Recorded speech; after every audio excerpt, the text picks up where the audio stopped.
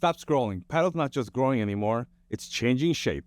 This week, we got global growth numbers, warning signs from overbuilt markets, Padel entering the mobile gaming, kids programs, planning battles, and even Padel in the Alps. And the big question is not, is Padel growing?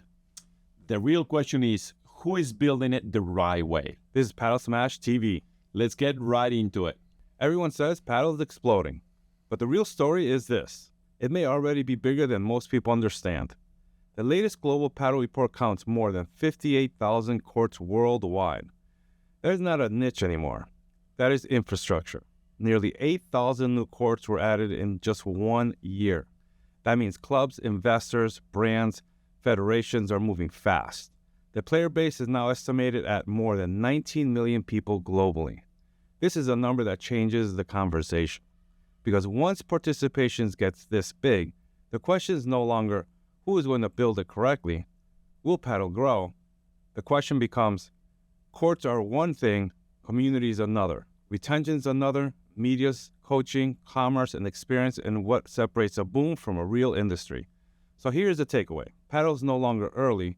Padel's entering into an execution era. Here's the hot take. France might not be one of the most important Padel markets in the world right now.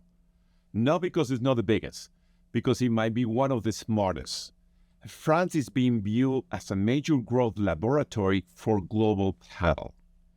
People are watching how the country builds clubs, organizes demand, and develops the sport. The market also appears to have room for sustainable expansion.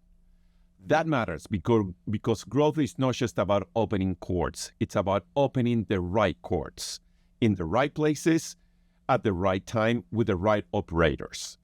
France could become one of the model markets trying to avoid mistakes of overbuilding. That is the lesson. The next great Padel markets will not be built by hype. They will be built by structure, better planning, better programming, better coaching, and better club culture. For the US market, this is a story to watch very, very closely. America has the opportunity to grow fast, but it has to do it smartly. France is not just joining the Padel boom. France might be showing what the next phase will look like. So smartly, huh? Amazing. Is that a new word, Jules? But you're totally correct with France. Incredible. I think it's becoming one of the markets to be watching right now because they're putting all the chips together. They're organizing the France Tennis Federation. It's taking Padel under their wing, and it's going to take it to the next level. I think they're just being cautious how they're doing things. Yeah. And they're kind of assessing the risk and making educated decisions on Padel. This is a story Padel investors need to hear. Growth can become a problem. Yes, you heard that right. Some early Padel markets like Sweden, Chile, and Finland are now showing signs of overcapacity. Too many courts. Not enough consistent demand. Reports point to clubs facing attendance drops, financial pressure, and closures. This is not the end of Padel. That is the market correcting itself. The warning is simple. Opening courts is not the same as building a business. You need retention. You need programming. You need coaching. You need a real customer journey. This is where operators win, because Padel is fun, but fun alone does not pay rent. The club needs leagues, lessons, events, community, beginner pathways, corporate play, junior deployment, and content that keeps people engaged. So this is not a negative story. This is a serious story. Padel's maturing, and mature markets reward the people who build systems, not just glass boxes. If you're building in Padel, study the boom, but study the corrections too. That is where the real lessons are.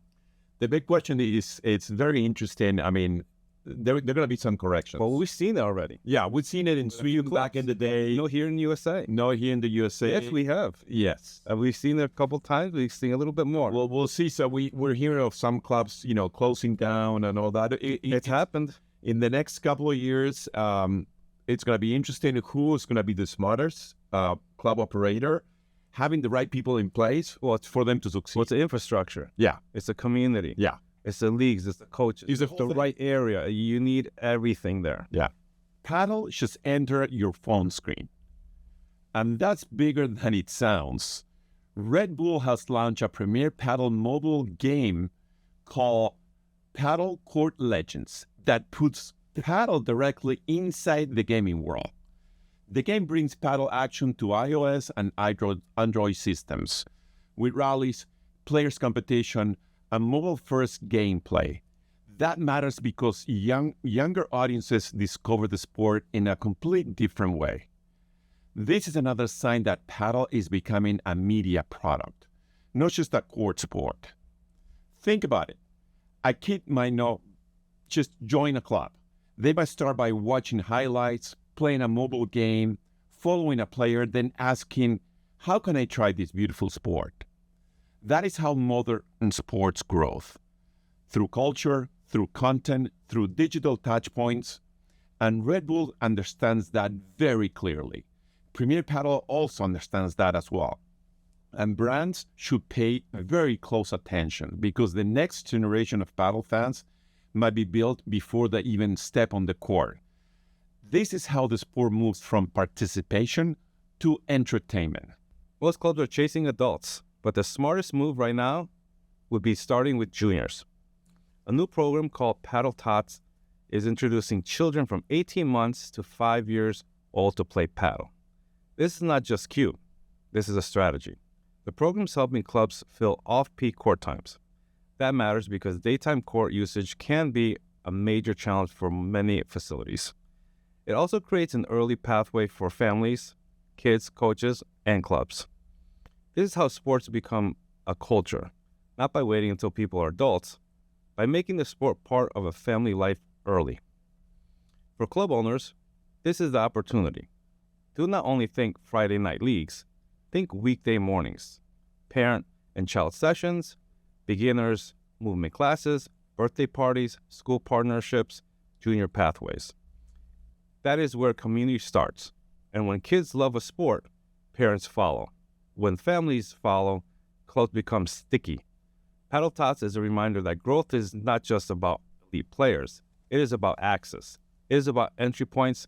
It is about making paddle part of everyday life.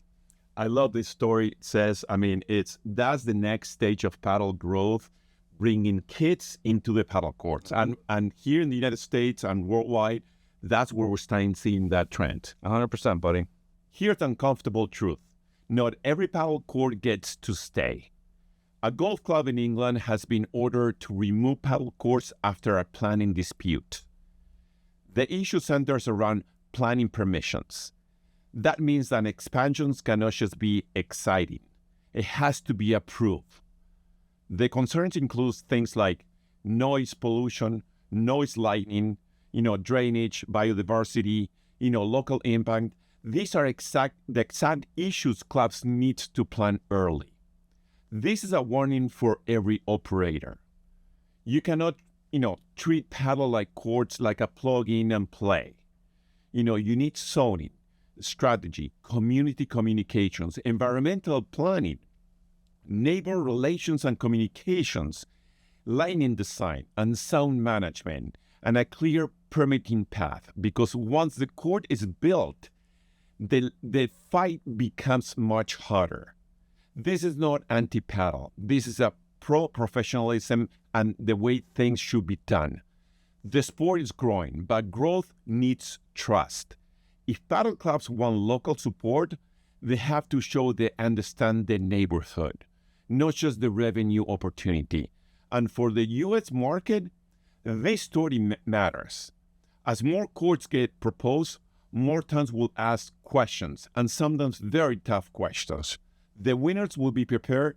The amateurs will be the ones surprised, and also the losers.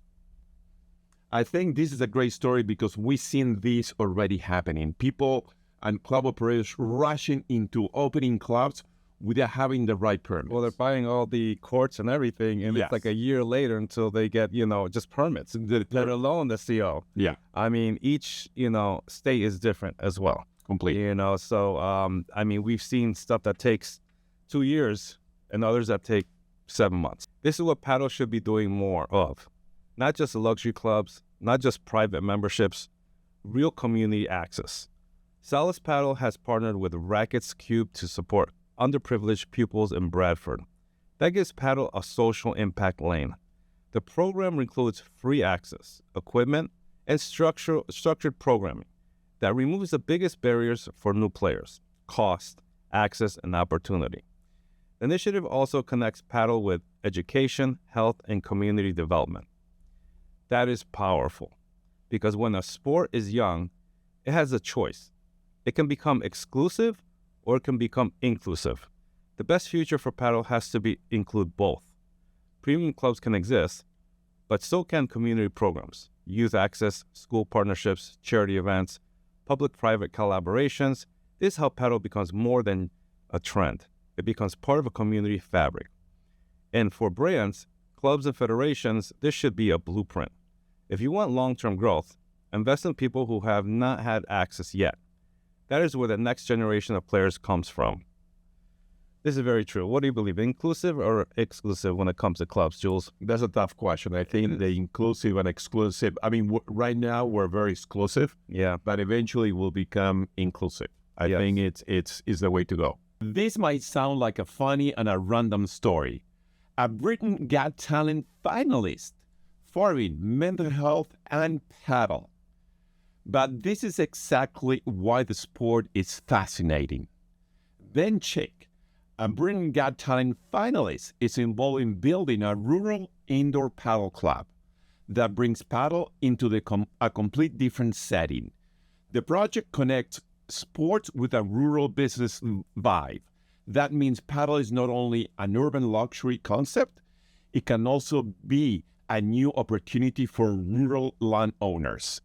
The story also touches on the mental health, the community aspect, and creating new spaces for people to connect. This is the real hook.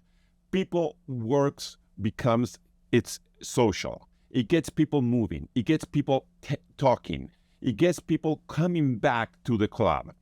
And in rural areas, that is very difficult. That kind of a third place can be an incredible valuable. This is why paddle keeps showing up in unexpected places. Shopping centers, resorts, golf clubs, schools, warehouses, and now in farms. And now rural indoor clubs with a mainstream entertainment connection. The lesson is very simple. Paddle is flexible. The model can travel. But the best projects are not just courts. They are places where people want to belong. This story, it touches so many things. When you bring paddle sport into rural places where people are not exposed to sports that much, I think it's such a great connection. So I'm wondering what type of talent did this guy have, right? He was in the show. That's interesting to know. But Ben Chick, we will love to see your new club one day. When Real Madrid politics includes paddle, you know the sport has entered into a new room. Real Madrid presidential challenger Enrique Riquelme has proposed a member-focused sports city concept. And yes, paddle courts are part of it. The proposal includes a broader social complex with sports, fitness, hospitality, and member amenities. Paddle is being placed inside the lifestyle ecosystem. This shows how elite clubs now see paddle, not just as a recreation, as a member benefit, as a social driver, as a modern sports amenity. That is the big takeaway. Paddle is becoming part of a premium facility planning. Football clubs, resorts, country clubs, gyms, universities, and private communities are all looking at ways to add the sport. Why? Because paddle is social. It is accessible. It activates space, and it keeps people inside the ecosystem longer. That is why this story matters. It's not just about Real Madrid. It's about where paddle fits in the future of sports facility. The biggest brands in the world are paying attention. So should everyone be building sports and entertainment destinations? When Real Madrid, brings paddle into their ecosystem, I think nothing else to say. The biggest, soccer club or football club in the world, putting a whole multi-sport city with a big focus on paddle, I think is fantastic. Well, I'm waiting for a Real Madrid or Barcelona team, right? In the Hexagon Cup. Imagine a paddle tournament, the football players from Real Madrid versus the football players of Barcelona playing paddle. Oh, I don't know. I don't know how good that would look, but Paddle just went full movie scene. A court in the Alps, snow around it, mountains behind it, and yes, people are playing. A full paddle court set up at Prato Nevoso in Italy has been making waves online. The visual is impossible to ignore. The location connects paddle with a destination travel. Winter sports, mountain lifestyle, that changes the way people experience the game. That proves that paddle can be more than a club activity. It can be an event, a spectacle, a tourism product, and a contact engine. Think about what this means. Paddle on beaches, paddle at resorts, paddle at stadiums, paddle in a ski destination, paddle in places that make people stop scrolling and looking at it because it's fantastic. This is the future of sports marketing, not just building courts, creating moments. The Alps story works because it's a visual beautiful. It is very shareable and it's different. It makes people say, wait a minute, where is that? That is exactly what the sport needs. More creativity, more destinations, more reasons for people to experience paddle outside the normal club setting. I mean, it doesn't get any better than that. I mean, having a court in the Alps, look at those, imagine those views. I mean, just having there in the middle, everything covered by snow, it's just a beautiful thing. You may see more and more of events be more of an experience. Yeah. You know, just so that way, you know, you just kind of remember that time, that experience, you know, and you want to go back. Yeah.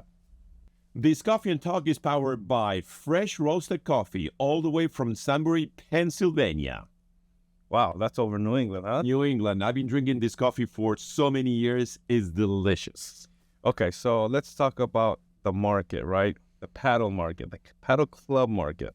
I mean, we've been here from the beginning, seeing these few clubs opening up and building that community, right? Because at the beginning, there wasn't that many people playing. But I think once COVID hit, it just started, these clubs, there's just like a few of them, a handful of them, just started getting packed. Yeah. Like you couldn't even, you know, get a reservation. Then other clubs started opening up, right? In the strategic places, kind of also catering to different markets, trying to do better than some of the other clubs. And you saw a little different. You saw, you know, maybe 10, 20% less people going to those other clubs. And now, you know, there's enough players where each club has their own identity, right? So each club caters to, let's just say, being exclusive or inclusive or a certain type of market, you know? So now there's so many clubs opening up, not just in Florida here, but everywhere else. And we talk about corrections. We already saw one club for sale in New England. We're starting to see another club, you know, for sale coming up. And I think what happens is if you go a little too far off the pathway where paddle's not really known, and you think you're just going to open, everybody's going to come, like if you do it in Miami, it takes more time. You need a bigger budget. You need to really focus on a community retention, 100%. No, community creation. I think one of the major issues here it's oversupply and doing the market research, and we see this happening all over the place. And here are some examples. Miami, you know, now you got too many clubs. Well, your pie is your pie. Well, hold on a second. I mean, there's a lot of people here. Yeah, this is a city. Yeah, but not everybody plays paddle. Yeah, but you can get a lot of people to play paddle. Yes, but there's enough people. So how do you get people to? There's some people still haven't tried paddle. Of course, a lot. And how do you get those people to try paddle? And the mistake that's the club need to do. The mistakes that we see here is not having the right team in place, the right coaches that know how to teach paddle, the right operators that know how to operate a paddle club. Because we see so many club owners getting into this business they might be successful in other businesses, but they have no clue how the paddle business works. And we talk about coaches, but we're talking about coaches specifically for beginners. And what because those are your majority. Those are the people trying to get into your club. And what do they need to know? They need to have a good personality. They need to know the basics, the foundations, of course. They need to give excitement. They need to give fun. That's what's needed at the beginning, because you're not dealing with people that already know how to play paddle. You're trying to get a new community, new people, and you need to make it fun. I think. Look, we've seen markets in Texas, in the Northeast. They're overstressed. They're overextended. They're spending money more than they're making. And the question is this: how long can they last before either they close down or they turn around and start bringing people in? Without having the right people in place, those clubs, they will shut down. Well, in those areas that there's less clubs, I mean, I think it's really having a budget to create that community. That takes time. It takes time. It takes money. Every month you're still bleeding money, because you still have to pay those bills. But you need money also to invest into getting the right people and creating that community. And as that community grows, it's going to be less and less every month that you're going to be, hemorrhaging money. And at a certain point, you'll break even, and then you'll be starting to make money. I think people forget that part. Every single day, you have to be creating excitement for your members and bring them through the door. Mm-hmm. Because now we'll see here in Miami, now you have many other options. You have many clubs. So people, you might like have choices. Yeah, you might like certain clubs than others. But if there is something going on in another club, you will go to another club, and we do that. We go to different clubs. And your friends are going, let's say, to this other club because it's more fun, or it's this or that. You're going to follow it. Yeah. Or they like the league there, or they like the atmosphere. They like the AC. They like the height of the ceiling. They like the way the court plays. Whatever it can be. They like the coaches. They're more fun. You have to create that experience. So that's how you're going to overcome the competition. Exactly. So if you want to succeed in this business, it's having the right team in place, having the right location, have a budget for marketing. How many cases we've seen people, club owners, they spend so much money, they went over budget, now the club is open, they don't have enough money for marketing. Yeah. How do you attract the people? You can't. So that takes time. So for all you guys, future club operators or current club operators, watch out to those things. Retaining your coaches and your personnel and your operators is crucial for the success of the club. And you have to be hands-on. Yeah, you have to. So if you're opening up a club, if you think you're just going to hire somebody that's going to do, you have to be hands-on. You have to be the passionate one. You have to be there. You have to be talking. You have to be hands-on. If you're not hands-on, forget it. This is a 7-day-a-week, job, 365 days out of the year. It is what it is. And, we can't wait to see the growth of paddle, but it has to be sustainable. And some clubs will go underground. Some clubs will become very successful. We're not there yet for a correction, because we're still growing. It's still too big. The country is still too big. Like a couple little ones. Yeah. But nothing major. We will most likely get there. And the clubs that have their, all the check marks on the boxes are the ones that are going to be sustainable. Yeah. That is your Padel Smash TV news update. This week showed something important. Padel is not growing in just one direction. It is growing through clubs, communities, gaming, tourism, youth programs, and global sports brands. But this is also facing real business questions: planning, oversupply, operations, long-term demand. That is why we cover the whole ecosystem, not just the highlights. And if you want the real story, where Padel is going, you're in the right place. Like this video, subscribe to Padel Smash TV, and tell us in the comments which story we should go deeper on next. And from Miami to the world, this is Padel Smash TV.